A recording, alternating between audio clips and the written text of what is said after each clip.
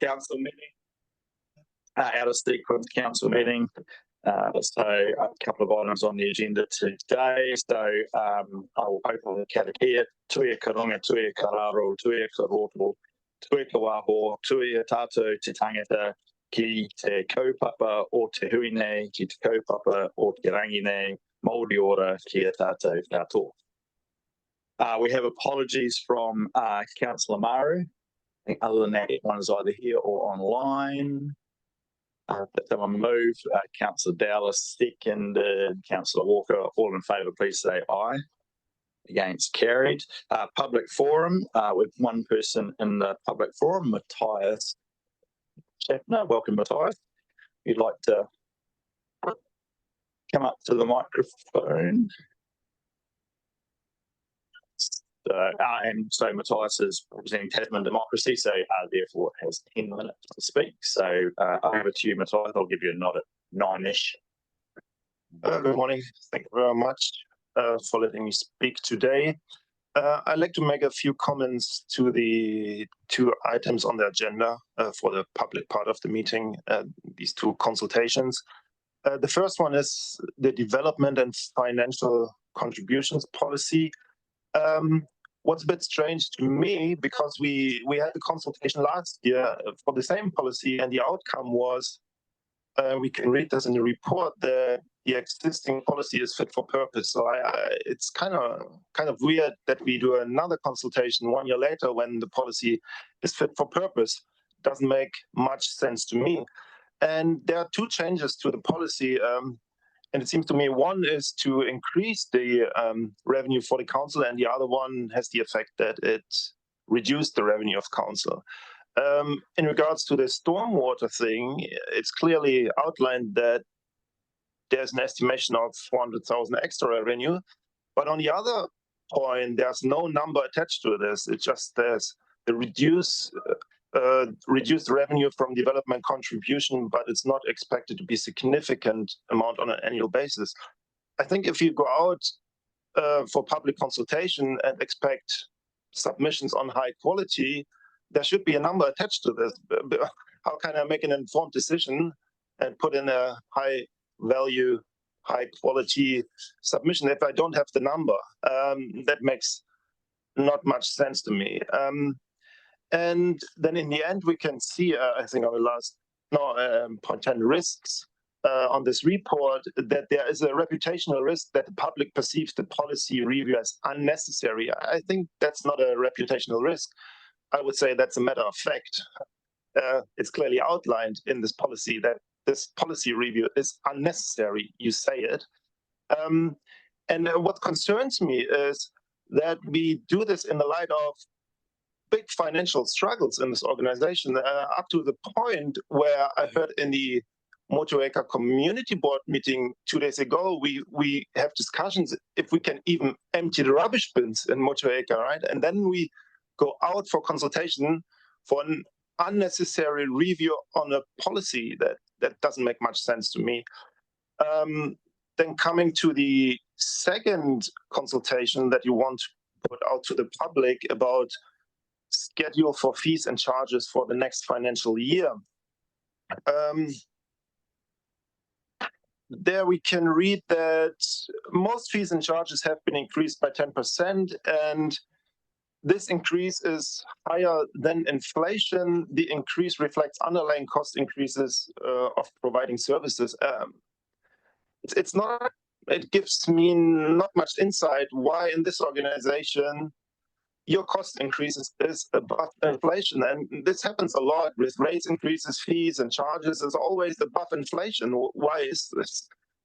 Makes not much sense to me, because we are all affected by inflation in the same way, more or less. At least I'm not getting a lot more paid in income, but I have to pay you a lot more in fees, charges, rates, and whatever above inflation.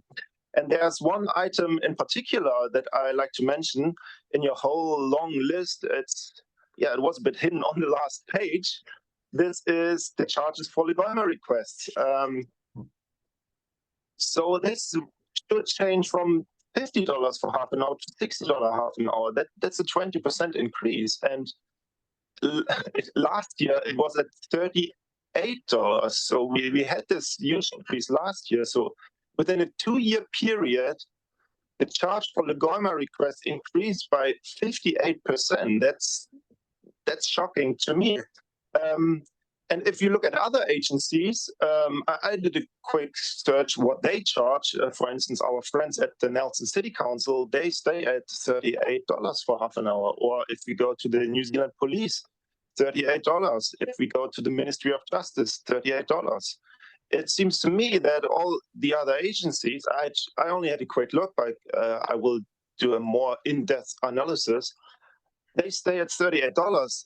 Suggests to me that this is a reasonable amount when an agency provides official information. So I don't really see why this organization here, the Tasman District Council, wants to charge $60 for half an hour. It makes not a lot of sense. And I think, correct me if I'm wrong, but this charge needs to be reasonable. That's the statutory requirement. But I don't see in this report why it is reasonable to charge so much more for providing official information than other agencies do. And I would like to understand this because it affects me. As you know, from time to time, I make Legoima requests and it might have a big impact on me. So let's put it this way. I make a Legoima request to you right now, Mr. Mayor, right here. Can you please provide me all the information that your staff have considered when coming up with this number, $60 for half an hour? Because it's not in the report. I don't know why, but I would like to have an understanding. And the purpose for this is that I can then write a high quality submission to the consultation. I hope you understood my request for information now. I would like to know what are all the information that your staff had considered coming up with this number so that they can justify this number is reasonable in the light that a lot of other agencies charge only $38.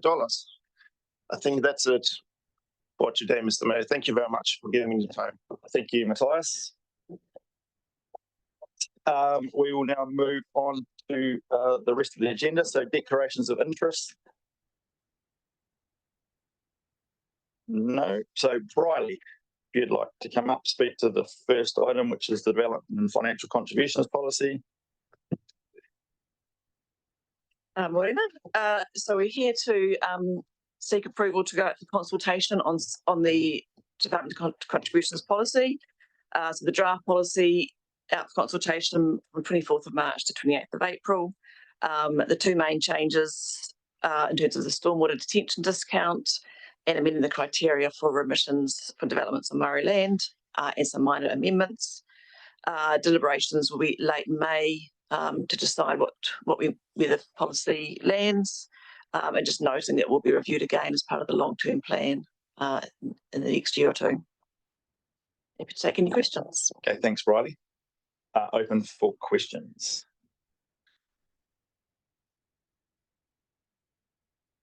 And/or moving and seconding.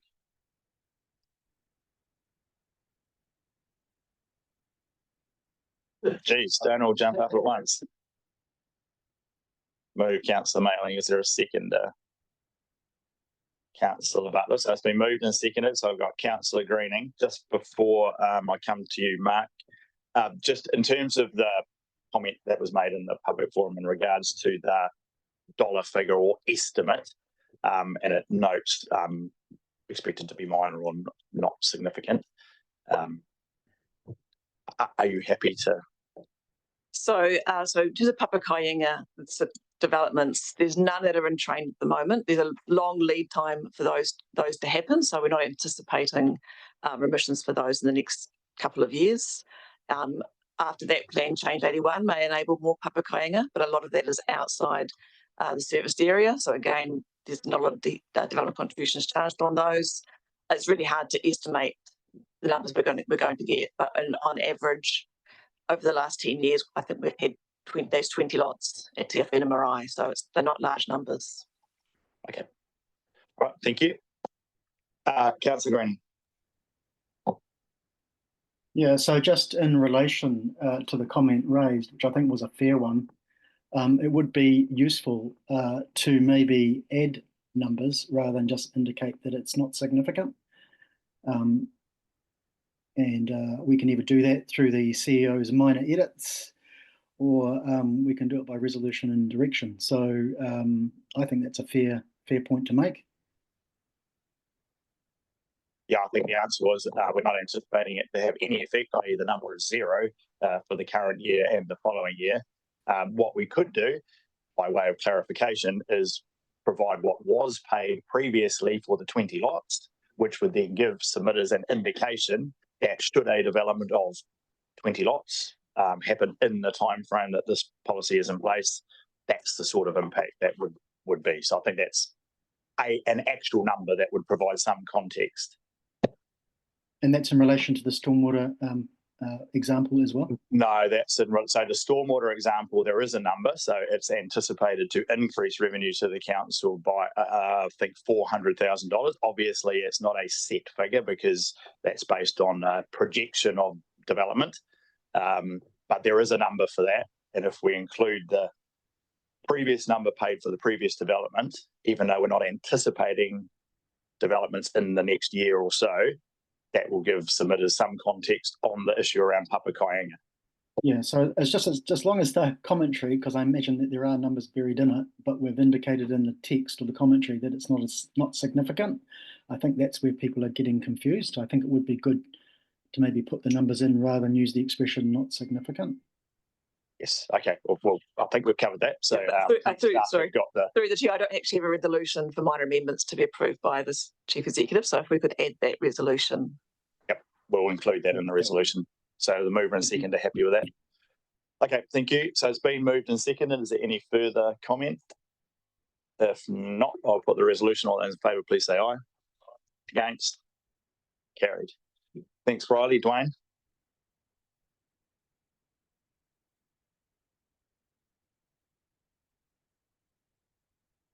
Ellen and Emily, welcome.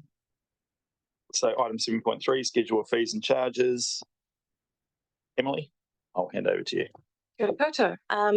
So I'm seeking approval to consult on the schedule of fees and charges for 2025-2026. I'm happy to take the report as read and answer any questions that you have. Okay, thank you. It's open for questions, comments, and or moving and seconding. Councillor Mackenzie.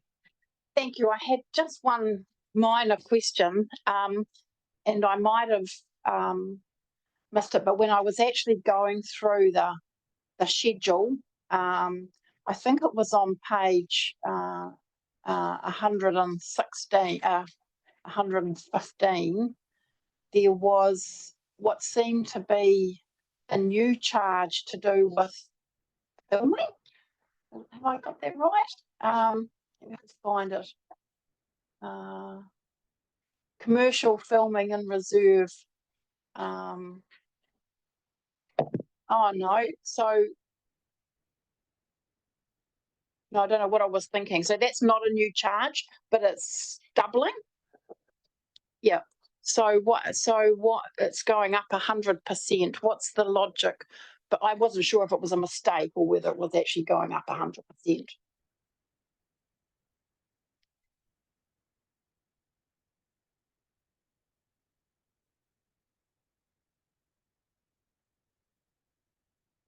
I'll let Jane direct on that one.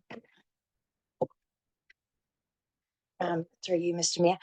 So we have had previously requests for commercial activity on reserves. Not many of them are actually allowed because of the Reserve Management Act, but there is some drone activity for commercial benefit where we feel that the fee could be applied. So previously we haven't applied this fee very often because we don't often allow it. But where there's a commercial activity and being on the reserve to do it benefits that and they're making money from it, we feel that we could apply a reasonable fee. Right, and I just so it's going from 300 to 600. Just, is there some logic as to why it's doubling? Excuse me.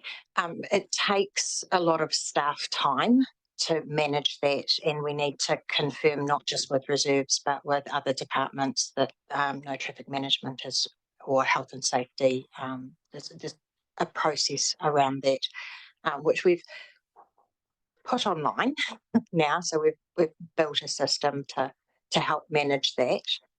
So we're just trying to recoup some. Okay, so the logic is that it's about recovering our costs so that the ratepayer is not subsidising commercial activities. Correct. Yeah, cool. Thank you. Even if we're recovering more than the cost of its commercial activity, then I don't see any reason why they shouldn't be paying a reasonable amount towards the use of public space. So, all right, thank you. So I've got Councillor Greening. So I don't think it hasn't been moved yet, but Councillor Greening. Yeah, so fully appreciate that this is a consultation, but it's only a consultation of 1 month. So I'm hoping that people will be aware of this and the media will be raising it so that people are aware of what council is proposing, because sometimes people aren't aware of these consultation processes and don't get the opportunity to actually signal a pushback on these type of increases. I just acknowledge what was made really earlier in the public forum, which is we're increasing this by 10% broadly, and inflation sits at around 2.2. So rather large gap. Understand this council is under financial pressure, but to continue, as I think was laid out in the public forum, to reach even deeper into people's pockets, far deeper than even inflation, certainly hurts. And I think also there needs to be maybe a bit more of a strategy, and maybe this will come through in submissions, a more strategic approach in terms of our fees, perhaps levelling the playing field on greenfield, brownfield development through some of these changes in fees and charges. I do ask the question though, given it was also raised in the public forum, about the Lagoma fee. That was set, I think, by, I can't remember which agency it was, probably Department of Internal Affairs, I imagine, at $38. And it's noticeable, as pointed out, that no other agency, and certainly Nelson City Council, have not moved from that. So given it was set by government, are we allowed to increase it? So the question of not the debate of the quantum at this point, but simply our ability to change the fee. Leith. Through the chair, the simple answer is yes, we are allowed to increase it. Thank you. Okay, thank you. So just while we're on that particular topic, in terms of, I note there's something in there about the first hour being free and then half hour after that. So what is our policy around charging for Lagoimas? So do we routinely charge everything after an hour for everybody? Is there what's the process around charging for Lagoimas? How many accounts have we sent out? How much money have we recovered in the last, let's say, 12 months? Through the chair, I don't have the exact figure of how much we recouped in the last 12 months, but I believe it was a few $1,000s. And out of interest, how do you think that is the amount of time that we've actually spent? I mean, the amount of time that staff spend responding to Lagoimas across the organisation is phenomenal. We got 730-ish last year. And if you assume that each one takes an hour, which we know that they don't, that's a significant amount of staff time being taken up, which we are not recovering for. And so do we routinely cover every half an hour after an hour? No, actually not. We don't have a hard and fast policy at the moment. It's being worked on around charging. But broadly speaking, if something's going to take a couple of hours, we won't charge for that. Okay. All right. So I think, yeah, context is important in terms of there's the dollar figure, there's the free hour, and there's then at what point do we charge them for how much, and if something takes a day, do we routinely charge a day times? Yeah, through the chair, if something was looking like it was going to take a day, that would be something that we would look to charge for, unless the public interest outweighed the benefit of charging. Okay, thank you.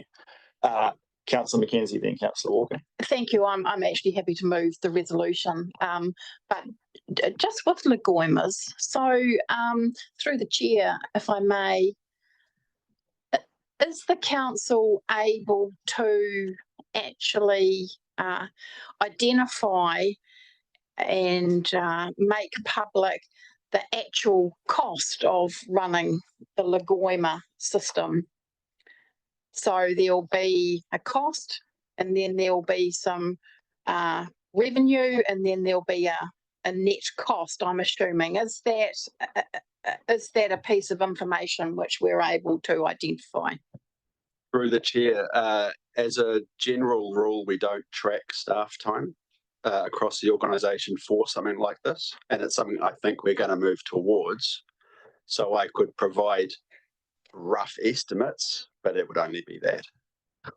Well, through the chair, I mean, I think that would be a very useful, we do talk about some activities as being cost recoveries, and then there's obviously some activities for the public good and all the rest of it. And we do have cost centres for a huge number of things, so that we're able to understand metrics to help us run the business. And so I think that would, even if at this stage it's an estimate, and then move to a more detailed tracking system, would seem to me to be of interest to ratepayers. Okay, thank you. Councillor Walker, then Councillor Ellis. Yeah, thank you, through you, Chair. Mr. Mayor, I guess for me it's about, so we workshopped this and the prices we've bantered around. Obviously we've been informed that this is a cost that we can increase. My concern is around how do we get that message out? Because if you're the first time person wanting to access information through Lagoima, are you going to be charged similar or different from someone who may have 4 or 5 requests in? And how do we front that conversation around, the first hour or the half hour, or actually this is going to take considerable staffing time, and do we front what that's going to cost when the request comes in, so it does not come as a surprise element to Mary Lou down the road, or Jimmy, or Trinity? Please.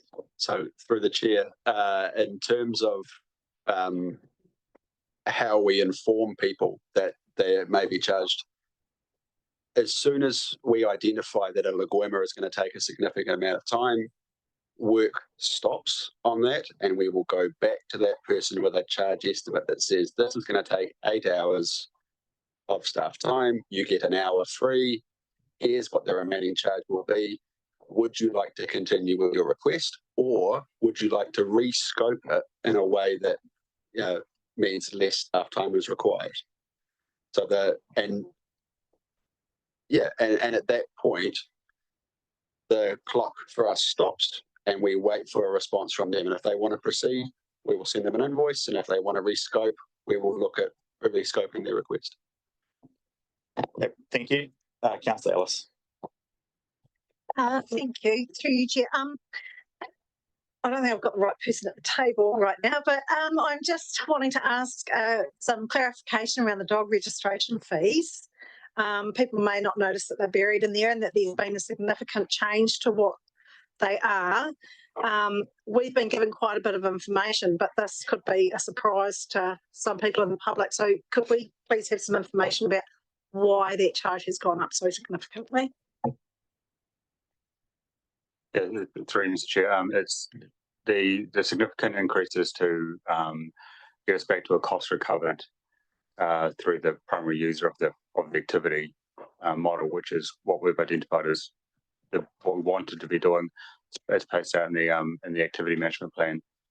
So this increase gets us back on track with recovering correctly and in scope for the cost of the activity. So just to expand that slightly further, so there's the total cost of the activity, and we have a policy that says our expectation is we recover 95% from the users of the service, i.e. dog owners, and 5% is covered by the general rates for the wider public benefit of it. And then secondly, there's also a change in terms of the new category, and also could you just explain that as well? And then a further part of the question that Councillor Ellis was probably trying to get at was in terms of the way we've assessed the workload, so where the workload falls in terms of rural dogs, working dogs and urban dogs, and how that's reflected in the suggested charges. Yeah, so we'll start with the working load and difference between the fees of the rural and urban dogs and working dogs. This is a lot of it's been based on the Section 10A reports that we do to Council every year that show the number of service requests in different areas, what they are. We noticed that rural dogs, we require less of that activity and less of our time in enforcement and investigation than urban dogs, and working dogs less again. So that's why we wanted to add that third category in, where working dogs, though they do require some of our attention, not as much as rural dogs, which is not as much as urban dogs. That's why we wanted to move into that 3-tier category. It's also identified during the dog control bylaw that and submissions of that the farmers that had working dogs were not happy paying rural dog fees when their dogs don't require as much attention. We identified that, and we proposed the new fee that reflects that as well. Sorry, there's another part. I think that's pretty much covered it. Yeah. All right. Thank you. Shannon. Thanks, Shannon. Deputy Mayor Bryant, and then Councillor Hill. Thank you, Mr. Mayor. Just a question, probably for Emily or Alan, just in relation to the charges for holiday parks that they're listed for Collingwood, but not Murchison. I just wondered why that was. Sorry, Mike.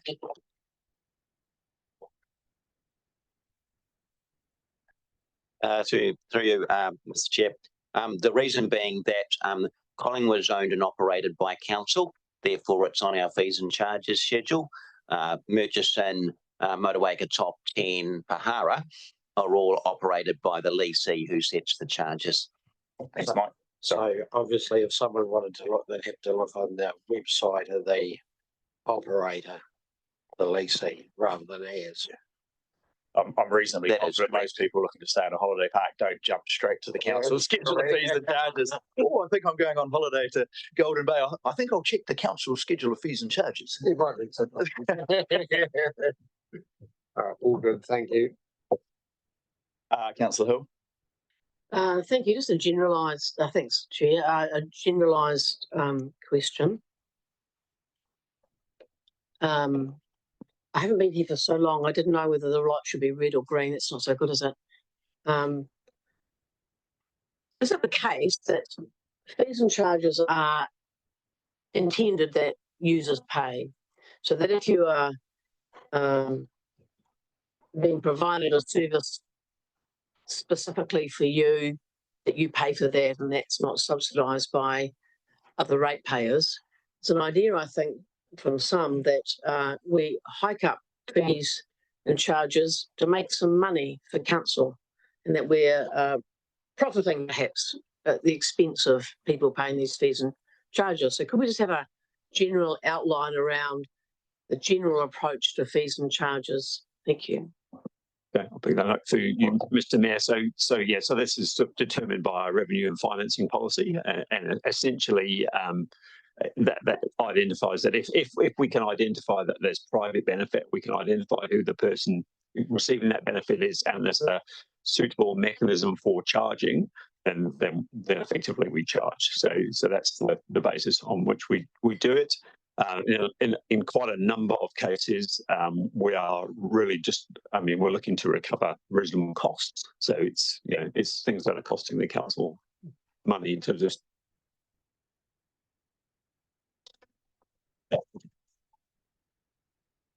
So that's sort of the general approach. And as part of the revenue and financing policy for each activity, you identify what proportion of the cost of the activity we should be recovering from rates and what proportion from fees and charges and or other forms of revenue. And they're broad sort of percentage categories. They're not really finely tuned, like. Just as a follow-up, so it's not the case that we tap a bit on the top just to put a bit into the coffers, which is something that gets implied, I think, at times. Well, no. I mean, all of that funding is based on what the service costs. So, in this case, as was mentioned in the public forum, we are increasing by 10%. But yeah, that's kind of reflecting the costs that we are experiencing. And there's certainly a consequence if we don't increase our charges at a similar sort of rates, similar sort of level to the increase in rates. You get a higher proportion of the funding going from rates and a lower proportion from the fees and charges, and those people who are directly receiving a benefit from the service. I think one of the challenges is the schedule fees and charges itself doesn't refer to the split, but you have to go to another document to find what the funding and financing policy says in terms of whether it's 95/5, 80/20, because there's a whole range across these different activities where some of them may be 50/50, some of them 80/20, some of them 95, some of them are 100% recovery. And even then, that's the policy objective. It isn't always the case that we actually, as the conversation that Shannon just outlined with the dog registration fees, if the registration fee doesn't change for a while, but costs go up. So thanks for the explanation, Alan, and the question. Probably the one other question which was raised in the public forum, but I guess again, generally it kind of backs up to what Councillor Hill asked. Cost increases that council, so inflation is X, Y, and Z, whatever that number might be, changes obviously quarterly. It's less than 10%. What are some of the things that are driving council's cost increases that are reflected in these fees? Mike?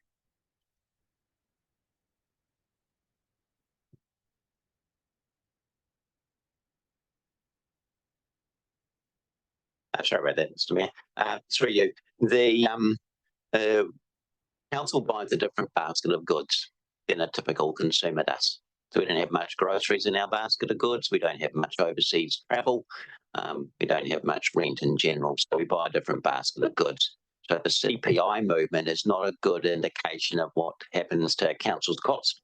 We buy a lot of bitumen, we buy a lot of fuel, and the building sort of cost indexes are more indicative of how council costs are driven up. So two different drivers of cost. Some notable increases for us in recent years has been in the infrastructure area.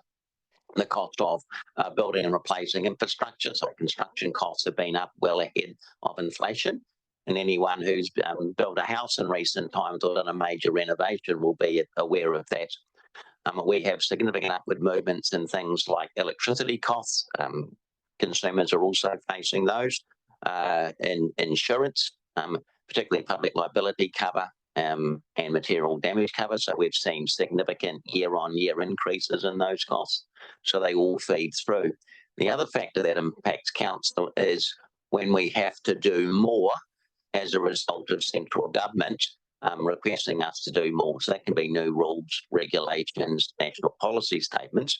We then need to do more in order to meet those obligations, and that also feeds through to increasing costs. Thanks, Mike. Right. Are there any further, and I think does someone indicate they would move or will move or have moved? Councillor Mackenzie, before I come back to you, is there a seconder? Councillor Ellis. Councillor Mackenzie. Yeah, thank you very much. I mean, certainly my reflection when I went through it, it's like in an ideal world, maybe we could move to simplification. I mean, it's incredibly complex. I'm just looking at impounding fees per animal. I mean, does it really make a difference if it's a horse, a mule, or a donkey, or an alpaca? I mean, so I do wonder whether, incrementally you can just add and add and add, and you make it more complex over time, and maybe administratively it would save money if it was simplified.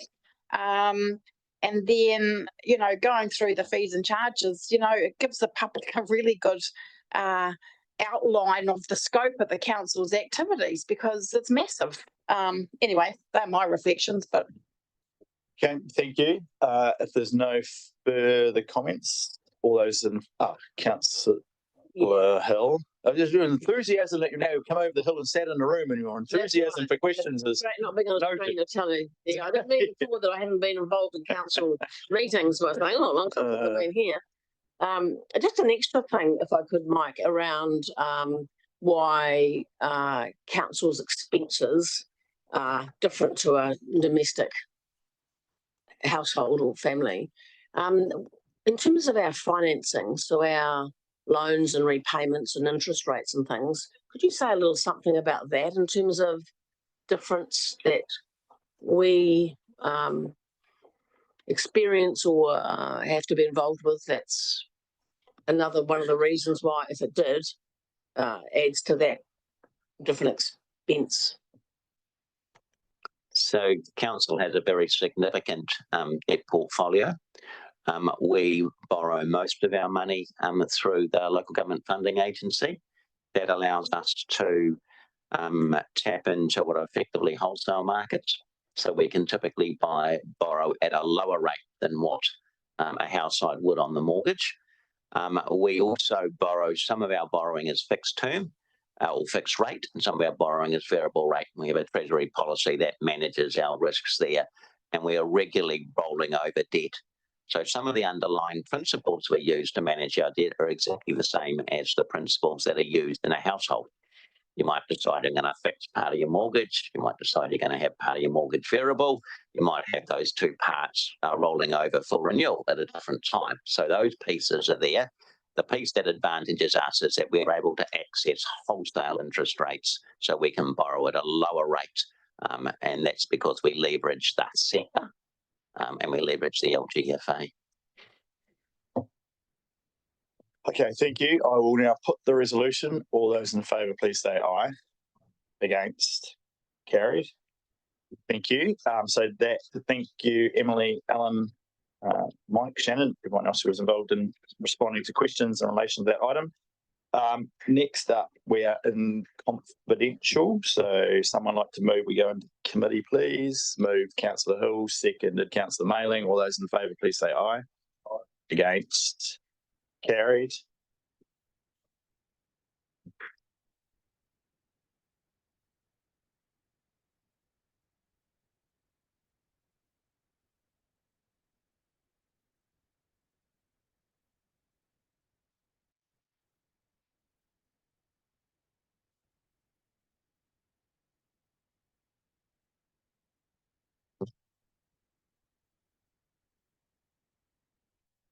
Right, Mike.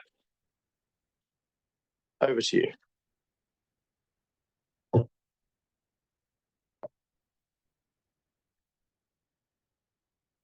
Papapanama to Moana, aroha atu, aroha mai, tēnā tātou, tēnā tātou, tēnā tātou katoa. So now we will take a 10-minute break and we will come back at 10:45 for the annual plan workshop in relation to